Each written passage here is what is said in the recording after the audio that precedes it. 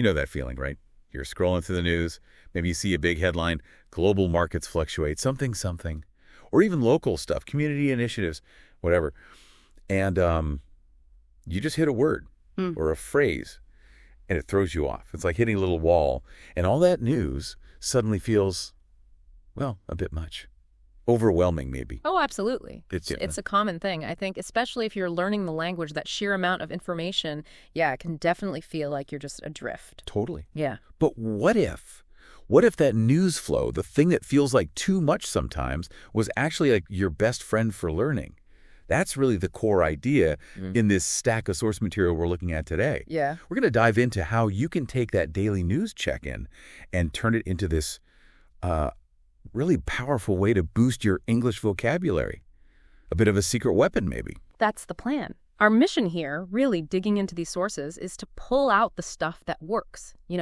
Practical ways, quick ways, things that actually make it interesting for you to spot new words, understand them, and this is key, actually remember them. Right. Words that are relevant now today, and how to fit that into your day without it feeling like a huge chore. Okay, let's get into it then, because the idea that your news app could basically be your most up-to-date language textbook, that's pretty cool. It really is. And what's fascinating looking through this material is how strongly it argues why news is so good for building vocabulary.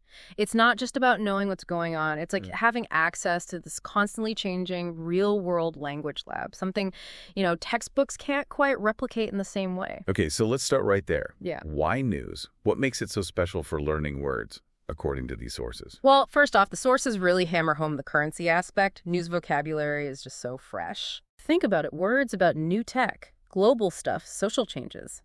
They pop up in the news first. So the material points out your vocabulary stays genuinely relevant.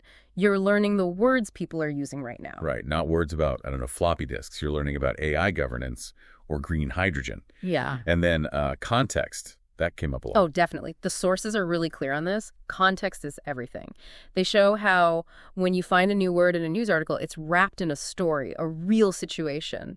One piece in the stack used navigate, right? How it showed up in headlines about actual ships and about navigating tricky political talks. Oh, okay. And seeing it used in those different ways, side by side almost, within the source material, it really shows how the story around the word gives you massive clues to its meaning. Learning it like that in context makes it stick way better than just a definition on its own. I get it. So the same word can mean slightly different things, and the news just shows you that live. What else makes it good? The sheer range of topics is huge. The sources point this out as a big plus. 1 minute you're reading about the economy, next it's climate policy, then maybe something about arts funding or a science discovery. Which means you bump into vocabulary from all over the place. Yeah. Words you'd probably never find altogether in one textbook chapter. Exactly. And the language itself. Yeah. It's often quite smart, formal, but it's still written to be understood by a lot of people. The material notes this is great because it exposes you to more advanced words and also those complex sentences you find in academic or professional settings. Really key for higher fluency. And here's something I found really interesting, something the sources pushed. Natural repetition. How some words, especially for big ongoing stories, just appear again and again. Yes, that kind of natural, organic repetition. It's incredibly good for locking in learning. You see the word, maybe you hear it on a news bulletin, then you read it again, but maybe in a slightly different story. The sources highlight how that kind of exposure, without you even trying too hard, helps cement the meaning and shifts the word from just something you recognize to something you might actually use. Plus, it's real language. Written by native speakers for native speakers. Which, as the sources point out, means you're not just getting words in isolation. You're seeing how they're used naturally, the words they typically hang out with, collocations, even idioms sometimes. It just makes the learning feel more relevant, more engaging too, because you're actually finding out about stuff happening in the world. So if you're already looking at news anyway, adding this vocabulary focus just builds on a habit you already have. It's super practical, and the material you found notes that when you consciously use news like this, yeah, you build vocabulary, but you're also getting better at critical reading, listening, and understanding different cultural contexts. It's a win-win-win. Okay, the why is definitely strong. News is this living, current resource. But, as the sources also say, you can't just click on anything. Choosing your sources carefully seems to be the next big step. That's right. If you want the best chance of finding useful words and clear examples, the sources really stress starting with quality established places. They suggested looking at organizations known for good journalism, clear writing, well-structured English. Right, like the big names you'd expect. Yeah. But they also said to get some variety in there. Exactly. Mix it up, maybe a broadsheet newspaper style site, but also something more niche that interests you. And definitely don't forget audio podcasts, TV news for that vital listening practice. Yeah. The material really emphasized matching sources to what you find interesting.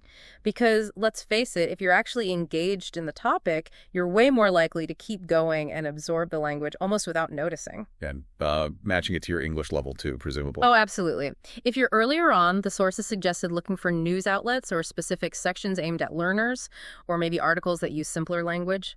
Also, trying different kinds of news business, tech, arts, sports, because each has its own flavor of vocabulary. So maybe avoid sources that are super opinionated or just trying to get clicks. Yeah, the sources warned about that. The language might be less standard, maybe biased, or just focus on drama rather than clear information. Probably not the best foundation if you're trying to build a solid, balanced vocabulary. And yeah, for listening, finding news sources that offer transcripts was mentioned as a huge help. Makes sense. Having the text lets you connect the sound to the spelling and easily spot words you don't know. So find good sources, find sources you actually like reading or listening to. That interest factor is key, as the sources wisely noted. Some platforms even have helpful things like clickable definitions built in, although, importantly, the sources did say don't just rely on those easy fixes. Right. And speaking of not wasting time, before you even start hunting for specific words, the sources really recommended getting good at skimming and scanning. This is all about speed and efficiency. Deciding quickly where to put your vocabulary learning effort. Skimming, like the material describes, is that fast read-through just to get the main idea. You glance at headlines, subheadings, the first paragraph maybe. Just figuring out what it's generally about. Exactly. Is this article even useful for finding new words? You're not trying to grasp every detail yet. Paying attention to names, places, numbers can help anchor you to. Scanning is different, though. That's when you're looking for something specific. Like hunting for a word that seems important because it keeps showing up. Or one that just looks new but feels like it's key to the main point. That tells you it might be a good word to learn. And using those headlines and opening sentences where the key info usually lives was highlighted as a smart way to quickly get the core message and spot potentially important vocabulary right away. The sources basically give you permission. It's okay not to understand every single word first time round. Get the gist, then go deeper. Okay, so you've skimmed, you've scanned, you've picked an article, and you've spotted a few words that look new. Now what? The sources were super clear. Don't just automatically reach for the dictionary. Context first. Yes, this is where you become a bit of a language detective, as one article put it. You really need to try guessing the meaning from the words around it first. The sources suggested looking for clues nearby. Maybe they used a synonym or an antonym. Journalists often sort of define tricky terms within the article itself. Or just thinking about how the word is used in the sentence. Like, is it a noun, a verb, an adjective? Yeah. What's its job in the sentence? That gives you clues too. And the overall feel of the article is the tone serious, lighthearted, critical.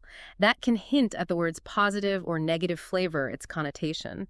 The sources really pushed looking for examples or explanations right there in the text that show the word's meaning in action. And if a word appears several times... Good sign, it's important. Yeah, repetition signals it's probably a key term worth understanding. Then the sources say after you've had a go at guessing from the context, then it's time to check a dictionary. Comparing your guess with the real definition. That really helps it stick. And the material specifically suggested using an English dictionary first, if possible. Yes, definitely. Keeps you thinking in English. And when you do look it up, the sources urged going beyond just the first definition you see. Check out its different forms like noun, verb, adjective versions, and really importantly, check its common collocations. Ah, yes, the words it usually goes with. Exactly. Understanding those pairs is vital if you actually want to use the word correctly yourself later on. It's not just about knowing the meaning. Now, obviously, we're not expected to do all this detective work completely alone. The sources present technology as a pretty big helper here. Oh, yeah. Using tech wisely is a major theme in the material. Things like good online dictionaries, Merriam-Webster, Oxford Learners Dictionaries were mentioned. They're seen as essential tools. We give you definitions, sure, but also pronunciation, example sentences, synonyms, those all-important collocations. That little speaker icon for pronunciation, non-negotiable, I reckon, helps so much. Totally. And some sources even mention looking up the word's origin, its etymology. Sometimes seeing its roots can help you remember it by linking it to other words. Browser extensions were also suggested. The ones where you can just hover over a word or double-click it for a quick definition right there on the page. Super handy. And yeah, the material definitely talked about AI tools becoming more useful. Things like those spaced repetition apps, like Anki. Absolutely. The sources pointed out that taking your new vocabulary from the news and plugging it into a spaced repetition system, an SRS like Anki, is fantastic for making sure you review words just before you forget them. Keeps them fresh.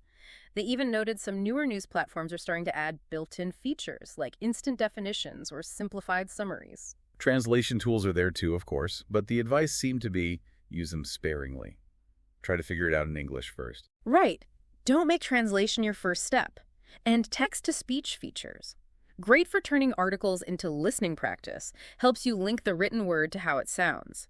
Even just using a basic notes app on your phone to quickly jot down your personal list of new words was suggested as a simple, effective method.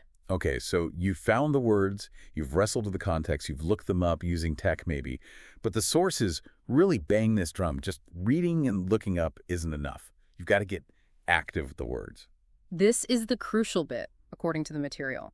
Moving from passive reading to active doing. To really own a new word, you have to engage with it.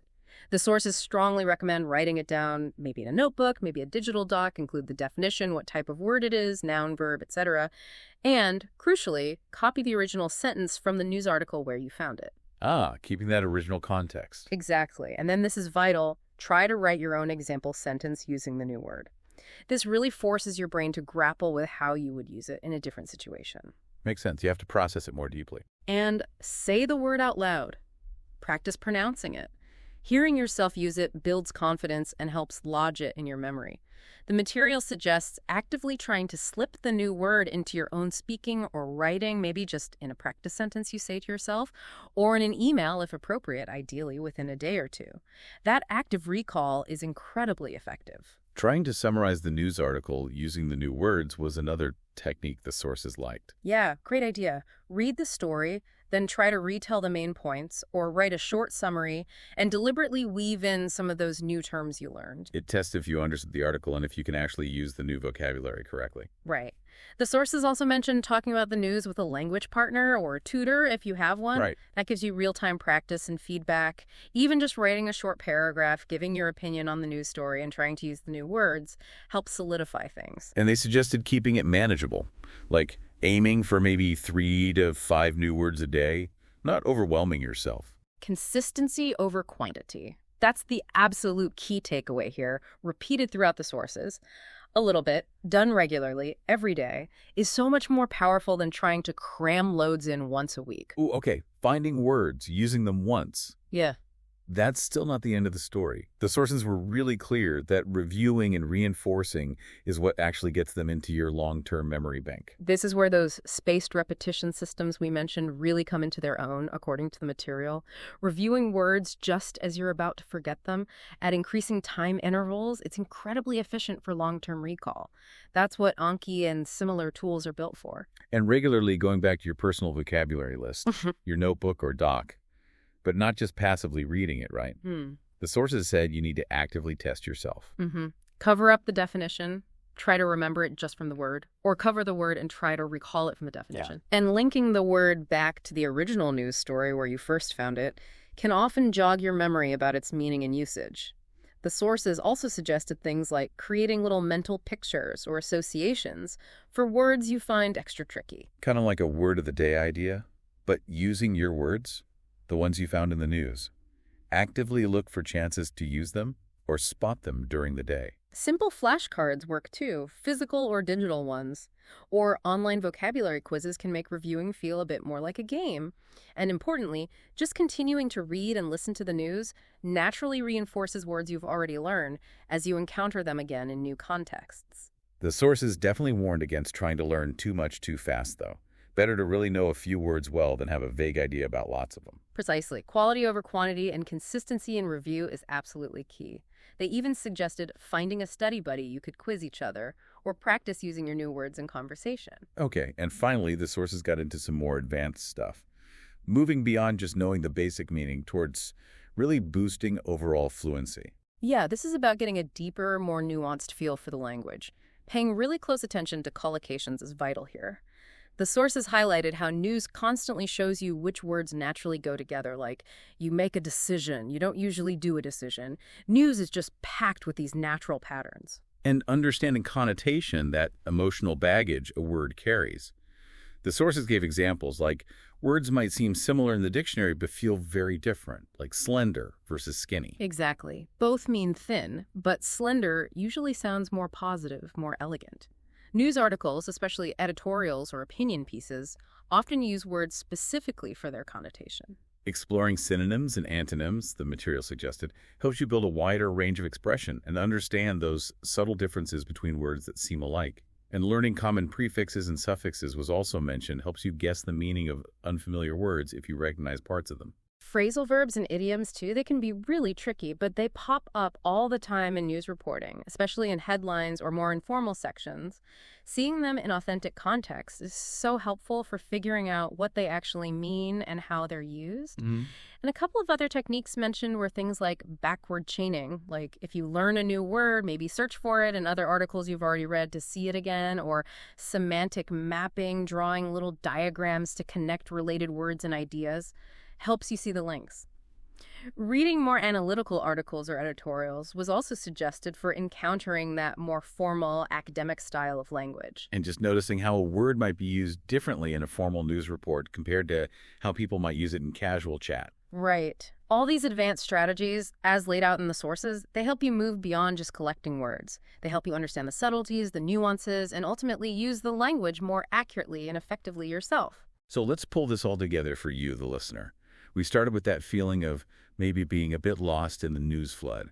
But now, hopefully, you're seeing the news as this amazing dynamic tool for building your vocabulary. Yeah, we've looked at why news works so well. It's current, it's full of context, it covers so many topics. We talk about how the sources suggest you choose good quality, varied sources that interest you, get efficient with skimming and scanning, use context clues first before the dictionary, and definitely make use of helpful tech like online dictionaries and SRS apps. And we really hammered home that need for active learning. Not just reading, but writing things down, making your own sentences, actually using the words, and then the crucial follow-through, consistent review and reinforcement so those words actually stick. And finally, adding in those more advanced layers, paying attention to word partners, collocations, understanding the feeling of a word, connotation, to really deepen your fluency. But honestly, the biggest single message coming through all these sources, it's consistency. It doesn't have to be hours every day. The sources suggest even just 15, maybe 20 minutes engaging with the news with this vocabulary focus can make a huge difference over time. Your path to a richer, more up-to-date English vocabulary is really tied into just understanding the world around you better. Every single news story becomes a learning opportunity. So here's a thought to leave you with. What if you started thinking about your daily news check-in, not just as staying informed, but as opening your own personal, constantly updated language textbook? What if building your vocabulary wasn't a separate chore, but just became a natural part of your daily routine? Based on everything in this material we've discussed, that potential is absolutely there for you.